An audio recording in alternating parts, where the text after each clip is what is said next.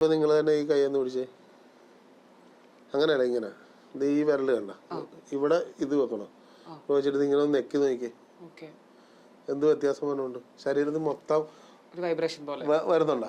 അന്നേരം നമ്മുടെ കൈകളിൽ എല്ലായിടത്തും മർമ്മപരമായിട്ടുള്ളതും പോസിറ്റീവായിട്ടുള്ള സ്ഥലങ്ങളുണ്ട്. ഇത് ആരും ഒന്നും ചെയ്യാറില്ല. ഇതിങ്ങനെ നെക്കുകയാണെന്നുണ്ടെങ്കിൽ നമുക്ക് ശരീരത്തിന് ക്ഷീണം മാറും. മനസ്സിലായേ? ഇത് ഇവിടെ ഈ വിരല് കണ്ടേ ഇങ്ങനെ നെക്കുകയാണെന്നുണ്ടെങ്കിൽ തലവേദന മാറ്റാൻ നമുക്ക് സർക്കുലേഷൻ കൂട്ടണം. അതായത് എല്ലാത്തിനും മർമ്മപരമായിട്ടുള്ള കാര്യങ്ങളുണ്ട്. അതായത് ആയുർവേദം, അതായത് ആദിവാസി സമ്പ്രദായം, ആദിവാസിയും ആയുർവേദവും ഒന്ന് തന്നെ.